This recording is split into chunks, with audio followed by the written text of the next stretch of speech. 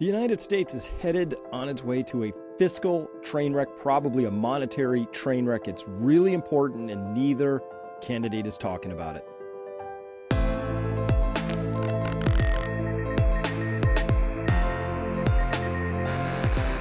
Hello, everyone. Dr. Chris Martinson of Peak Prosperity here. As you know, I am a raconteur. I speak about a lot of different things. I love the way things connect.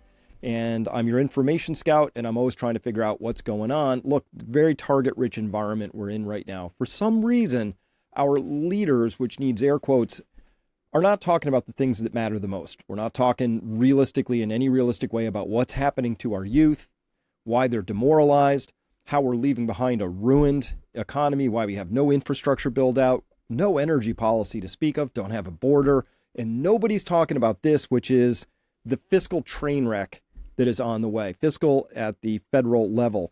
So I'm referring to this. I just, every February, you get your fiscal year report from the U.S. Treasury. This one was exceptional. We got to look at this financial report together because this says the quiet parts out loud. I'm shocked that they put these things we're going to review in this report this year. So first up, one of the first tables they come by here is this one, and it's the nation by the numbers. It's the highest snapshot level of the government's financial position and condition. And here you can see, let me get my lasery tool out so we can all follow along together. 2022 being compared to 2023. Again, 2024 will come out sometime in February. The U.S. government's fiscal year runs from end of September, October 1st to October 1st. Let's call it that. So at any rate, we see here in 2023, the most recent year reported, the net gross costs of running the government were $7.66 trillion. And they had some earned revenue, about $530 billion. I don't know what that comes from. I'd have to read the report more carefully. And then they had a gain or loss from changes in assumptions, which more than wiped out whatever they earned that year. Look at the last year's gain and loss from change in assumptions. Whoops. Got a couple trillion. Between friends. What is it, right? Bottom line is the total net cost was $7.8 trillion last year, but they took in about $4.4 trillion of total revenue, leaving a net operating cost of minus $3.4 trillion. Problem, you were told that the actual deficit was $1.695 trillion. Call it $1.7 trillion. We'll round up. Because those are in billions, right? Dollars in billions, and 1,000 billions is a trillion. So 1,695 billion is 1.695 trillion. So they told us that they had a deficit of about 1.7 trillion last year. But the actual difference between what they spent and what they took in was about 3.4 trillion. What's the difference? The difference is in something called accruals for liabilities. Now, here's where the story gets really ridiculous. First, we're going to carry on with just the cash basis fiscal train wreck that's coming. But there's something beyond that. There's two ways of doing accounting: a cash basis and an accrual basis. What's the difference? Cash basis is just how much cash came in my bank account, how much left my bank account, what's left at the end of the year. Very simple. Accrual says, I'm turning 40, 50, 60 this year. How much do I actually have saved up for retirement? If I have a surplus of that, I have an accrual credit to my name. If I'm a little behind the game, behind the curve, I have an accrual deficit, because you need that money, right? If you have 3 college-age kids or soon-to-be college-age kids, you have a liability if you're thinking of sending them to college. You can see that big looming expense. It's there. That's a liability. So you record those on an accrual basis. On an accrual basis, the government went $3.4 trillion in the hole last year. Better than the year before in 2022, where it went down $4.1 trillion, and it's going to get worse going forward. In fact, if you add up all of the unfunded liabilities in the United States right now, unfunded, all these things, liabilities. This isn't debt. This is unfunded liabilities. Social Security, Medicaid, underfunded pensions, things like that. Right now, the United States has unfunded liabilities, according to James Lavish in the thing he posted here, but this is pretty close to be the correct number. 218 trillion of unfunded liabilities, and not a peep from either candidate about it. Folks, this is the most existential threat facing our country, its prosperity, and what our children and grandchildren are going to inherit. This is it. This is one of the most important things we could be talking about, and nobody's talking about it, probably because it doesn't have a happy, easy answer. This isn't just like, oh, well, we'll bomb some people and maybe we'll tax a couple rich people and we'll get clear of this. No, this is a hole of such magnitude that there's no possible way it's going to get paid off out of future earnings. So all we have to do then is ask the most obvious question, which is, well, who's going to eat the losses? That's the question that's going to be resolved. That is a political football.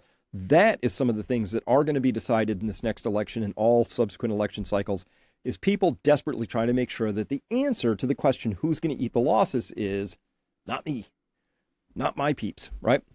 Okay, carrying on. So just looking at Social Security, OASDI, and Medicare Parts A, B, and D, we find out from this report from the U.S. Treasury Department that just on these two bases right here, the total amount that the federal government is in the hole is roughly $75 trillion. Just on these two measures. So this is a net expenditures. So this is adding up something that's called a net present value. It's asking the question, hey, how much money would we have to have in the bank today earning a stated rate of interest in order to, and that 4.5 isn't the stated rate of interest, that's a different percentage here. But if you had money in the bank, how much would you have to have so that these programs were not unfunded or underfunded? And the answer is about $75 trillion. It's not, it can't be, no, there's no, they're not going to be made up. Brings to mind this old joke, right? Hey, I heard a joke about Social Security. Stop me if you've heard this. You probably wouldn't get it. Oh, hey, just a little joke to liven things up because this is a really dark subject. Hey, we're going to take a quick break and hear from our sponsor. Very excited for this particular sponsor to be sponsoring us. Hello, I want to take just a quick break from this program here to tell you about, well, what I'm up to. This is the pond that's on the property that Evie and I own. And you know what we're doing here? We're getting ready for some hard times, we think, but we're also doing it in a positive and loving and open manner. And we're building soil and building abundance and doing all of that and growing food. Why are we doing that? Because if you're like us, you know that the world is going in a really not good direction. We understand that there are risks out there that are new, right? There could be a financial accident. We know there's a fiscal train wreck coming, probably a monetary train wreck coming to the United States and the world by extension. We know that there's the possibility now of a new world war. There's all kinds of risks out there. Nobody's talking about them.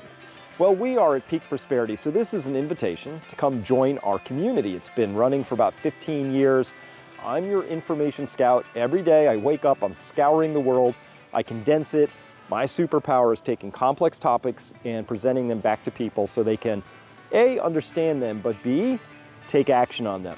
So I want to help you protect your wealth, build more wealth. I want to help you be more healthy by understanding that we have a toxic food system that's out there to get you addicted to toxic substances so that then the pharma sick care system can sell you cures for all that toxicity you just ingested. I want you to understand that this nature, really important for your child's development, your grandchildren, for your own.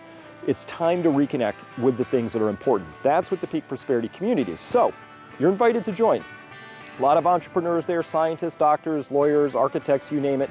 We've got people who've been successful at life because they're open-minded, they're curious, they're learners. And this is a time to learn. We'll give you a 30-day money-back guarantee, no questions asked, because we want to make sure that we're a good fit for you and you're a good fit for us. Consider joining Peak Prosperity. That's it for now. Thanks. We'll get back to our programming, and I hope to see you at the website soon. Okay, welcome back to the program.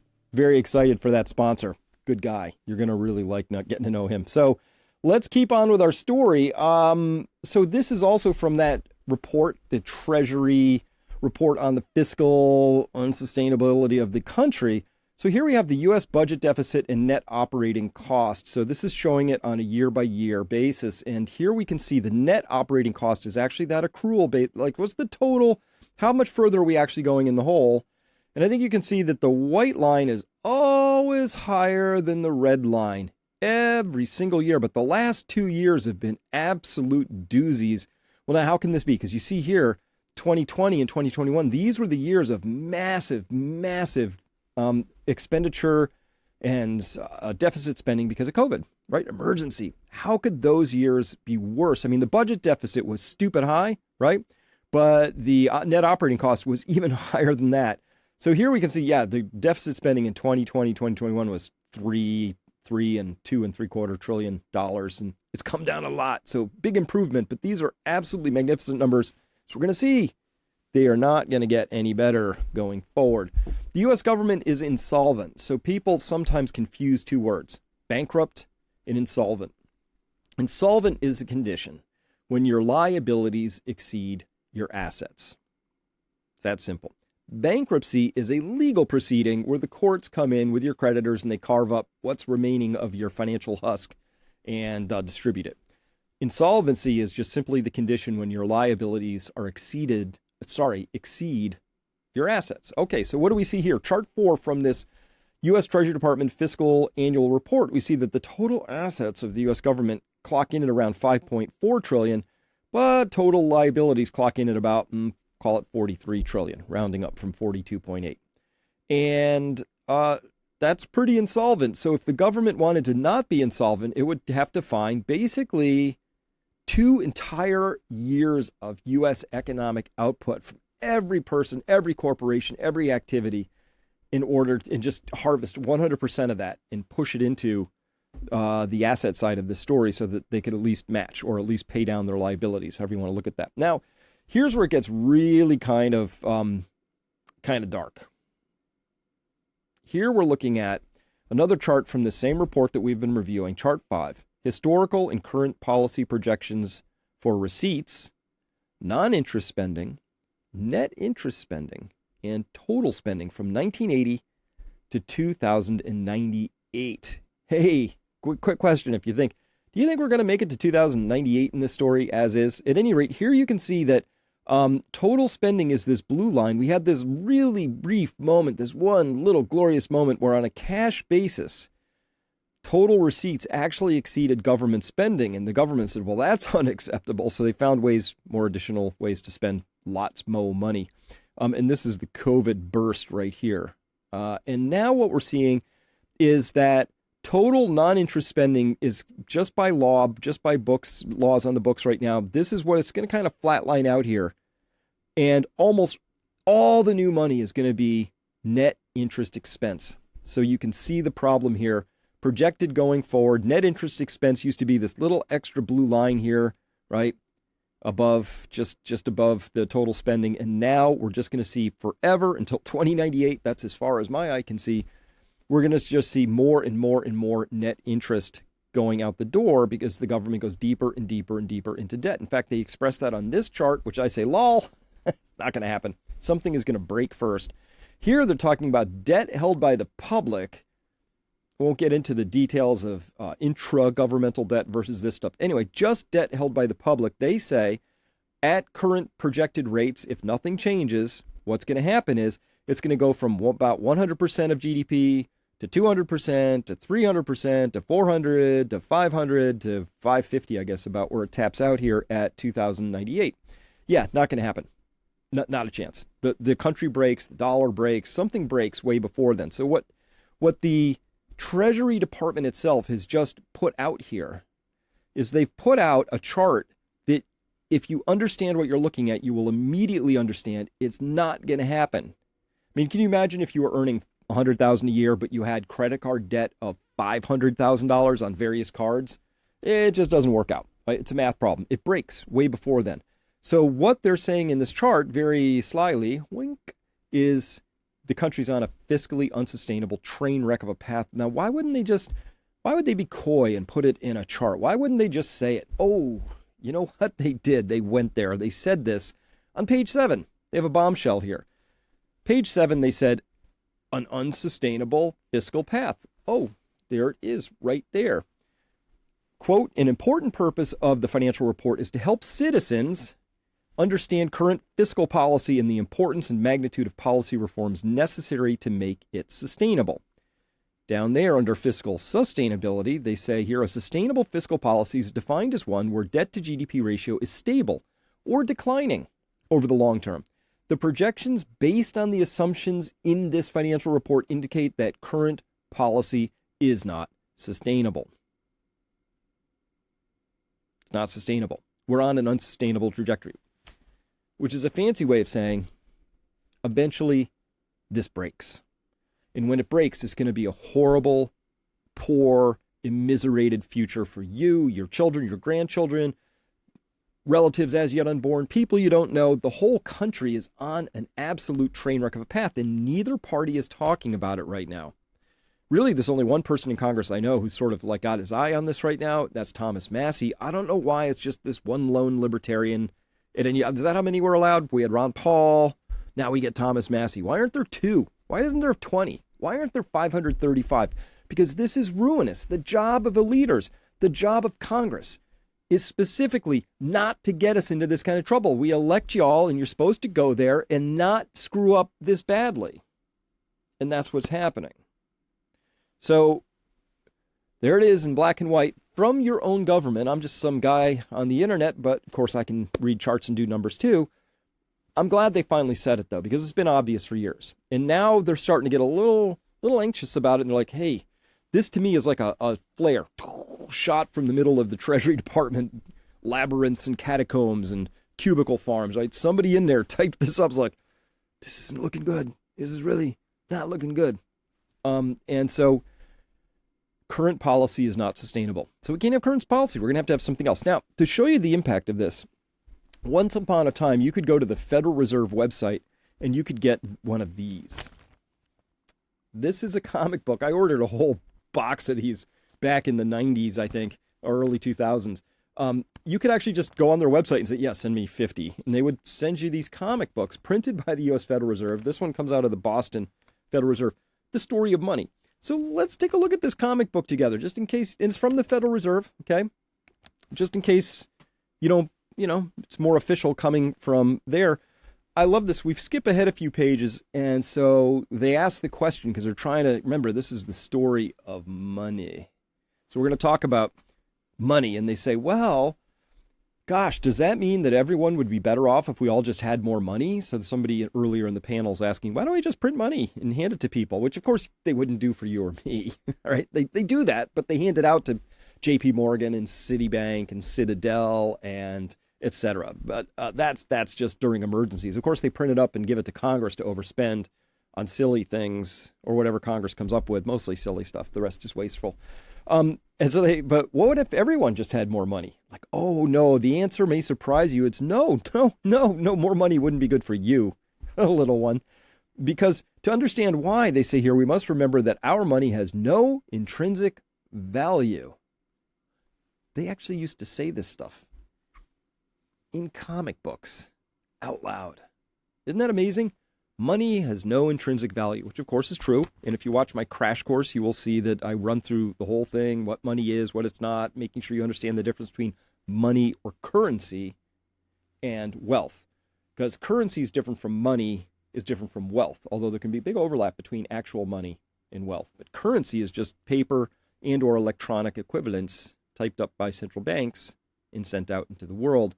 And like, oh, but that currency we print up, it has no intrinsic value. Girl says, I'd prefer real bread. This bald guy in the center says, I prefer real cabbage. This guy is saying, I even prefer real dough. I don't know, what is that? Some kind of mob guy? I don't know. Now, get this. They are saying more of the quiet parts out loud. The things that do have intrinsic value are the goods and services that our economy produces. Things like food, housing, and education, and medical services. So the currency has no intrinsic value, but food, houses, things like that do have actual intrinsic value. Now, here's the impact of what's been happening with all of this Federal Reserve printing and U.S. government spending, wasteful spending, destructive spending. It's led to this. The impacts of this are very real. And this is what has happened now as the people in charge at the Federal Reserve and the U.S. government have unleashed devastating inflation upon our youth. We literally are starving. We can't afford milk. We can't afford eggs. We can't afford our rent. We can't afford our prescriptions. We can't afford insulin. We can't afford healthcare. We can't afford our education. It's just so frustrating that we did everything they told us to do. We went to school, we got educated, we worked hard, we did everything they told us to do, and then when we're actually out in the world, they want to charge us $1,800 for a one-bedroom apartment that really ain't shit. And then when they talk about, oh, the future is going to be great for you, you just got to work hard and stay down. How? A lot of people don't have savings. They're spending it all on basic shit, like housing and groceries. And what scares me the most is that more and more people are becoming aware of how fucked it is. And all we do, we record a video, we post it on TikTok, we post it on Instagram, we post it on social media, and then we say, well, I've done my part, and we close out the app, and then we go about our day. That doesn't fix anything. Parts about being a millennial is we just got to watch our parents like try their best and be successful. Like they all had homes and 401ks and health insurance, and they were like, we just did our best. And then they were telling us, they're like, just go to college and you can do anything. If you just go to college, you can do anything. So we all went to college and now we're in debt. We have no fucking money or jobs or housing. Everything sucks. And then they're like, well, why didn't you go to trade school? And we're like, how can you be mad at someone who literally does not have what they need to survive when it's the corporations that have been underpaying people for years? Profits are up, productivity is up, are wages up? No, they're not. And our money, our tax dollars go to welfare to supplement corporations not paying people what they should be. Don't wake up and the first thing on their mind is money. Everybody don't think about a dollar consistently. I gotta hustle 24/7. I gotta have 10 streams of income. I gotta learn how to flip houses. I gotta learn how to sell on Amazon. I gotta go to door to door and sell vacuum cleaners. I can't just have my job and go home, enjoy my money, enjoy my time with my kids. In the United States, y'all work in order to survive. Y'all don't work in order to enjoy yourselves. And unfortunately, that's the way that the system is set up in the United States. Wake up, check your feed, check your texts, check your emails, go to work, get 100 things done, get home late, attempt to have energy for stuff like your kids, chores, hobbies, etc. Fail miserably, feel awful, and then repeat. All right. I could have done without the loudness of the music on top of that. However, the point remains, which is, and they've misdiagnosed, these poor people are misdiagnosing this. And of course they are, because, they probably didn't have access to this comic book in their school system. I'm sure they had other books in their school system, which would be unmentionable. We're misdiagnosing this, right? Remember, we got this chart in here. It's right here. It's this one. And what does the Federal Reserve tell us? It tells us that, prices go up because there's more currency or money units floating around than there are goods and services. Full stop. Inflation is a monetary phenomenon. You get inflation because too much money got printed and spent. That's it. That's it. That's what inflation is. It's a problem with your money system or your currency system. That's it. All these people, these young people, are absolutely getting trashed and trounced in life, starting off on the wrong foot, which is a crime, which is a sin of the people who would be foisting that upon them. And then gaslighting them and telling them, it's because the corporations are evil and they're just taking too much of your labor. That's not the problem. I mean, that might be part of the problem in some cases, but there's a systemic problem here, which is we have an out-of-control fiscal train wreck coming of an out-of-control monetary system. And if we want to be fair to future generations, which we should, every generation, that is your job, people, is to leave the world a better place, not a more challenging place, not a wrecked place, not a much worse off place than you got it for your own self. Got mine, dashing off into the sunset and crashing into the grave with all your goods intact, right? No. There's a generational contract here that's been broken. That's what I read and saw in those young people. They're just saying, what's happening? They're feeling shocked. They're feeling abused. And they are. They're being shocked and abused. They should be, right? Because we're not dealing with this fundamental, substantive, most important issues that we have going on. $35 trillion in federal debt, $100 trillion in debt across the entire U.S. economy, and neither party is talking about it. Both parties have the same plan. Just keep spending, get in a little accident, wait for the Federal Reserve to freak out, expand its balance sheet, which is printing more money, currency, and then just hoping that this whole thing continues while your job is on the line and you don't get caught for it, right? Look, we have a profound failure of leadership. We have a profound lack of education, and we're in just some really deep trouble here right now. And you want to see how bad it is? Let's go there together. Let me pull up this one thing, because as I mentioned, Thomas Massie is, of course, one of the few people talking about these things. Let me see if I can just grab this, pull this up to about here. This is awesome, and also a little terrifying that it has to be just one guy. Listen in. Theater. I'm going to call out both sides right here. It's all posturing. It's fake fighting. We all know where it ends up. This is Groundhog Day. I don't care if the Democrat is the speaker or Republican is the speaker. We always get a CR in September, and then we get an omnibus. Continuing Sometimes resolution. there's a twist on that. We might get the omnibus before Christmas, but if we're not good, it comes after Christmas. But that's what's going to happen. And in the meantime, it's political theater. You know, we've got some, it's good theater. We've got great writers. I wish they'd just come up with a new plot. It's the same plot every fiscal year. What should we be doing? It's already been discussed. We should have done 12 separate bills. We should have done 12 separate bills. But again, whether Democrats are in control or Republicans are in control, we never do the 12 separate bills. Why do we always spend at least as much as we did last year, and why do we never cut spending? It's because Democrats want to grow the welfare state, and Republicans want to grow the military-industrial complex. And we're eventually going to get together, and they're both going to go up. I guarantee it. And both parties are just fine letting the bureaucrats do their thing, which should be our thing, according to Article 1. Section 8 in the Constitution. We are empowered with these things. Most important of the things we do is the funding, and that's the big lever we have.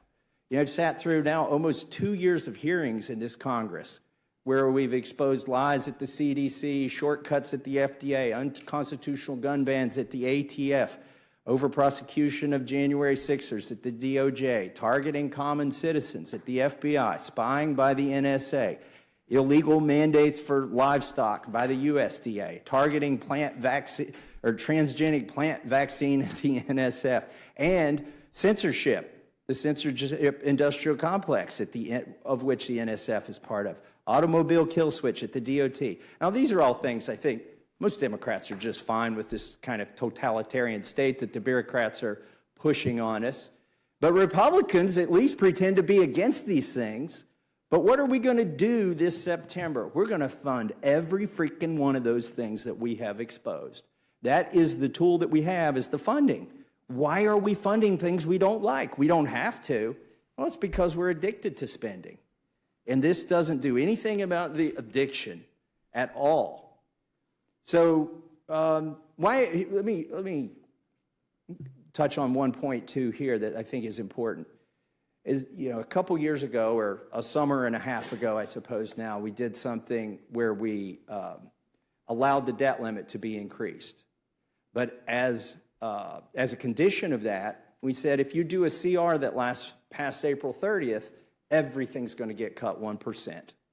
And that, to me, seemed like at least a little tinge of fiscal responsibility was creeping in. But now I notice that this CR, instead of going 1 year and giving us time to do the 12 appropriations bills, is going to go 6 months. Now, let me tell you what's going to happen because this goes 6 months. Number one, it ends in March 28th, on March 28th. Well, the automatic cuts happen on April 30th if the CR went past that. So that is exactly why the Speaker chose a 6-month CR, is so we don't have even the chance, a threat to this town, it's a threat of a 1% cut. We don't want to even, this is like T-ball. The 1% cut is on the tee, and Republicans won't even swing at it. So, wow. I mean, go Thomas. He just lays it all out there. We're going to be you and I, we're going to be asked to fund a lot of things that we have no interest in paying for. I don't want to pay for more deep state apparatus. I don't want to pay for a defective CDC that should probably be entirely fired and dismantled, then remantled. The FDA, FISA warrantless, this and that. You know what I'd pay money for? I'd pay good money to go back to a paper-based voting system that was verifiable, and therefore we could actually believe in the results. I think that would be amazing. I would believe in a defense department that actually just defends the nation and isn't in 120 other countries. I would believe in an energy policy where we're actually actively going out there and applying all those defense savings, for example, back towards building out a stable nuclear-powered grid, because there are brand new nuclear power plants. They're nothing like the old ones. I know a lot of people got programmed into thinking nuke's bad, right? Nah, it's more nuanced, more subtle, and actually a better news than you probably are aware of. But we don't have an energy policy at this point in time. And so what we're going to see instead, and of course, we have a sick care system tied to a sick food system, all of which are working against our better interests, making us sick and using us as really just tax donkeys and pharma slaves to feed more of our livelihood and liveliness into a system that fundamentally just wants to treat us like farm animals. So yeah, people are tired of this, and I don't understand why there aren't 535 people in Washington talking about this, demanding this. I don't understand why it's suddenly become a Democrat versus a Republican issue, but if you really pay close attention, you'll find out later it'll be a Republican versus a Democrat issue. They just pass the baton back and forth and make it look like there's two opposing teams, but there aren't. There's one team, and they are driving this nation into the dirt, and they are going to ruin it financially and monetarily, unless, of course, we stop them somehow, which means we'd have to do something bold, like not vote for the same people and demand that we have voting systems that churn out results that we can believe in, understanding that parties are responsible for allowing us to choose from a slate of possible electees who represent potentially our actual interests, rather than just floating up a Tweedledee or a Tweedledum and saying, which one you want? You know, it's not a choice, right? Democrats had no choice. Here, vote for Kamala. You know, that's democracy. You get to vote for Kamala. That's what you get to do. We'll call that democracy. You get to vote for this person that we selected for you. That's not democracy. Hate to break it to everybody, buddy, but that's literally Soviet era politics. No difference. But it matters, because the United States is being hurtled towards an absolute fiscal train wreck. And it's so bad that even the Treasury Department itself ran a white flag of surrender up the flagpole and put it right on page 7 and said, hey, dudes and dudettes, this is entirely unsustainable. So with that, for all of you followers out here on YouTube or Twitter or wherever you're following this, thanks for listening. I'm going to carry on with this story for my subscribers back at Peak Prosperity, because I got a lot more to say. We're going to carry out, so many things to continue talking about. So until next time, thanks for listening. Please understand and demand to get answers for this fiscal train wreck. Come on, let's talk about it. We really should be talking about it. All right, until next time, bye-bye.